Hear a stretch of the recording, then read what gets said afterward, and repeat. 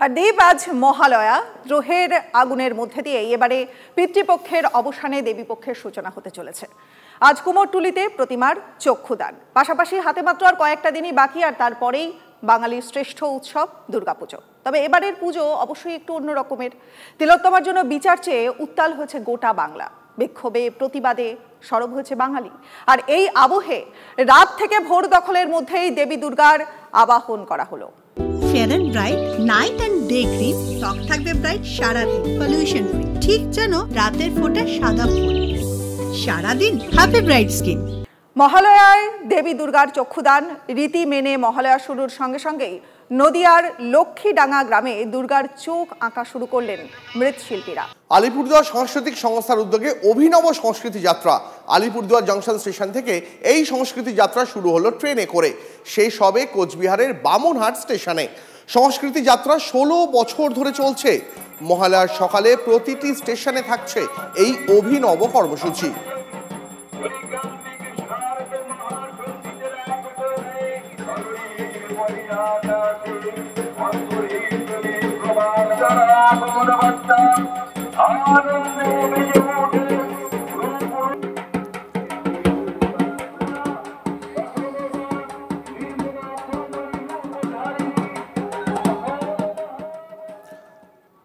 যেমনটা যে শুরুতেই বলছিলাম, মহালয়ার পুণ্য লগ্নে বাংলার ঘাটে ঘাটে চলছে তর্পণ। বাবুঘাট, বাগবাজার, নিমতলা, শোভাবাজার সব ঘাটগুলোতেই আজকে মহালয়ার পুণ্য লগ্নে চলছে পিতৃতর্পণ। ভোর থেকেই বহু মানুষের ভিড় গঙ্গার ঘাটগুলোতে।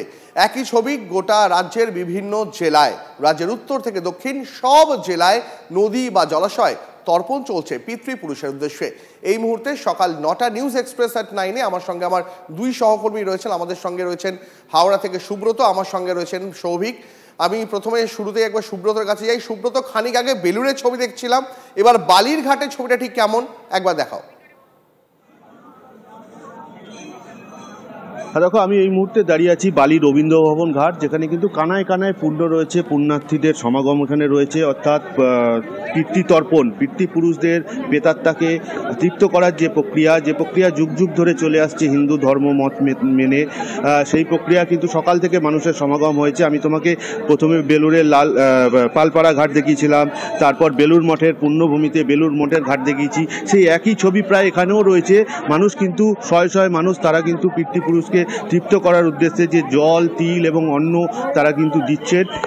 তোমাকে একটা জিনিস জানিয়ে রাখবো দীপ, এই যে বালি রবীন্দ্র ভবন ঘাট, এই ঘাটে কিন্তু চিত্রটা খানিকটা হলেও একটু আলাদা রয়েছে। কারণ আমি দেখতে পাচ্ছি যে এখানে গতকাল রাত থেকেই নাকি এখানে তিলোত্তমার যারা বিচার চাইছেন, তারা কিন্তু এখানে এই মহালয়ার দিনে তর্পণকারী যারা আসবেন তাদেরকে আবার একবার মনে করিয়ে দেওয়ার জন্য এখানে কিন্তু তারা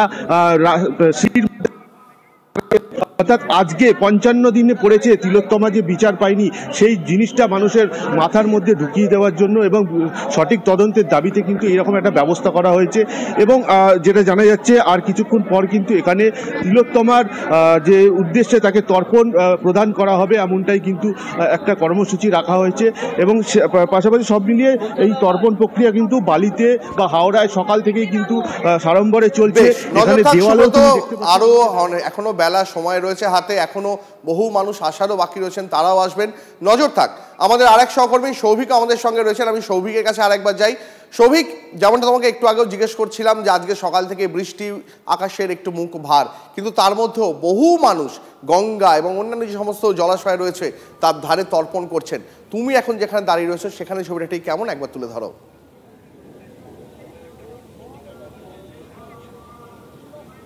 দেখো, এই মুহূর্তে আমি দাঁড়িয়ে রয়েছি খিদিরপুর দইঘাটে এবং প্রত্যেক বছরের মতো এবছরও কিন্তু মানুষজন এসছে তর্পণ করতে। যেহেতু আজকের পিতৃপক্ষের অবসান, দেবীপক্ষের শুরু, সেই মতো কিন্তু দইঘাটে মানুষজন রয়েছে।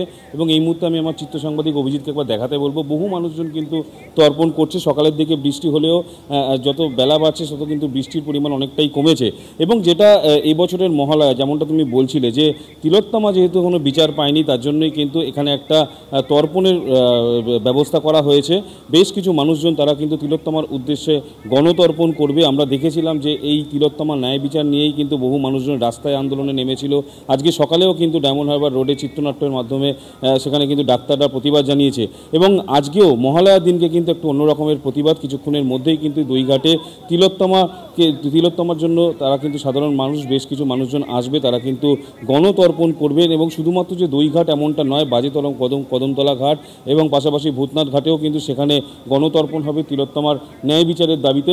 এবং ইতিমধ্যেই কিন্তু দইঘাটে সেখানে কিন্তু পুলিশ প্রশাসন তৎপর রয়েছে, যাতে বহু মানুষজন তারা কিন্তু তাদের যারা প্রিয় মানুষ যারা পরলোক গমন করেছেন তাদের উদ্দেশ্যে তর্পণ করছে এবং এই একটা বছর কিন্তু মানুষজন অপেক্ষা করে থাকে এবং আজকে সেই কিন্তু দেবীপক্ষের সূচনা, পিতৃপক্ষের অবসান এবং এই মুহূর্তে কিন্তু দইঘাট, সেই দইঘাটে কিন্তু তর্পণ চলছে। প্রশাসন সঙ্গে থাকো, পরবর্তীতে আবার তোমার সঙ্গে কথা হবে। যেমনটা ছবি আপনারা দেখছেন, মহালয়ার পূর্ণ লগ্নে ঘাটে ঘাটে তর্পণ চলছে। বাগবাজারে মায়ের ঘাটে বিজেপি নেতা শ্রমিক ভট্টাচার্য তিনি তর্পণ করছেন, সেই ছবি আপনাদের দেখাচ্ছে। সুমন মহাপাত্র আমাদের সহকর্মী এই মুহূর্তে রয়েছেন আমাদের সঙ্গে। সুমন, ছবিটা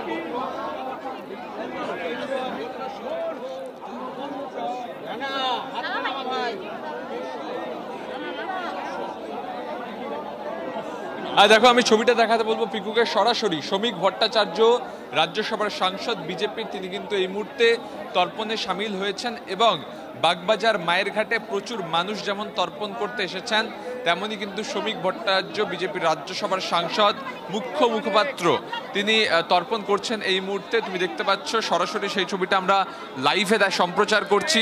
পাশাপাশি প্রচুর মানুষ, বলা চলে কার্যত তিল ধারণের জায়গা নেই বাগবাজার মায়ের ঘাটে, তার কারণ সকাল থেকেই প্রচুর মানুষ এই তর্পণে এসেছেন। আমি ক্যামেরা বন্ধু পিকুকে বলবো ছবিটা একবার ঘুরিয়ে দেখাতে। আমার সহকর্মী সৌভিক বলছিল যে প্রচুর মানুষ তারা গণতর্পণ করবেন তিলোত্তমা কাণ্ডে। একেবারেই মহালয়ার পূর্ণ লগ্নে ঘাটে ঘাটে তর্পণ চলছে। বাবুঘাট, বাগবাজার, নিমতলা, শোভাবাজার সহ গঙ্গার বিভিন্ন ঘাটে মহালয়ার পূর্ণ লগ্নে পিতৃর তর্পণ চলছে।